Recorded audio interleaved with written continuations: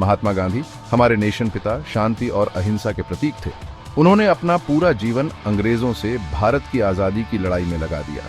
सत्याग्रह, जिसका मतलब है सत्य की शक्ति, गांधी जी का ये सिद्धांत अन्याय के खिलाफ शांतिपूर्ण ढंग से लड़ने की बात करता था।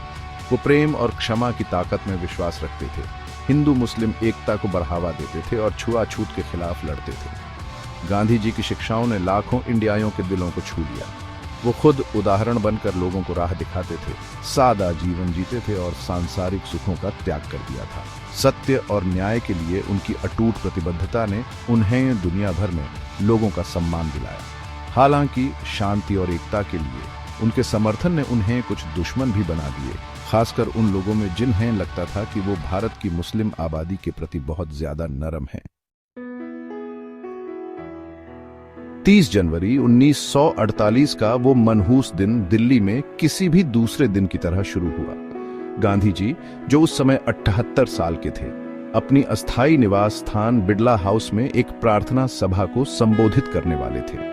जैसे ही वो अपनी दोनों परपोतियों का सहारा लेकर सभा की ओर बढ़े, भीड़ में से एक युवक निकल कर आया। नाथूराम गोडसे, एक हिंदू नेशनवादी, ने गांधी जी को प्रणाम किया और फिर अपनी बेरेटा पिस्टल निकालकर उन पर 3 गोलियां दाग दी। शांति के दूत महात्मा गांधी हे राम कहते हुए जमीन पर गिर पड़े। गोलियां उनके सीने में लगी थीं, जिससे वो आवाज हमेशा के लिए शांत हो गई, जिसने लाखों लोगों को आजादी के लिए लड़ने के लिए प्रेरित किया था। नाथूराम गोडसे हिंदू महासभा का एक पूर्व सदस्य था, जो एक दक्षिणपंथी हिंदू नेशनवादी संगठन था। गोडसे गांधी जी को हिंदू हितों के लिए खतरा मानता था। उसका मानना था कि भारत के शांतिपूर्ण विभाजन पर गांधी जी का जोर और हिंदू मुस्लिम एकता की उनकी अपील मुसलमानों के प्रति तुष्टिकरण थी, जो एक हिंदू राष्ट्र के भविष्य के साथ समझौता कर रही थी। गोडसे की कट्टरपंथी विचारधारा ने उसे गांधी जी के शांति और एकता के संदेश से अंधा बना दिया था। उसने गांधी जी की हत्या को हिंदुत्व को बचाने और उन्हें उनके कथित विश्वासघात के लिए दंडित करने के लिए एक आवश्यक कार्य के रूप में देखा।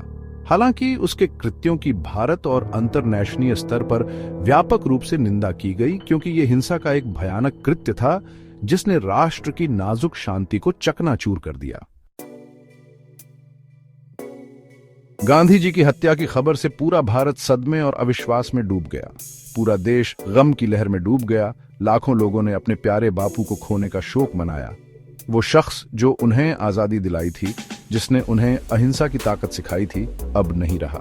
गांधी जी की हत्या सिर्फ एक नेता का नुकसान नहीं था, बल्कि एक आदर्श का नुकसान था। इसने न्यू स्वतंत्र राष्ट्र पर एक लंबी छाया डाली, एक ऐसी शून्यता छोड़ दी जिसे भरना असंभव लग रहा था। उनकी मृत्यु धार्मिक कट्टरवाद के खतरों और शांति की नाजुकता की एक कठोर याद दिलाती है। फिर भी मृत्यु में भी गांधी जी का प्रेम, सहिष्णुता और अहिंसा का संदेश गूंजता रहा, जिससे आने वाली पीढ़ियों को अधिक न्यायपूर्ण और शांतिपूर्ण दुनिया के लिए प्रयास करने की प्रेरणा मिली।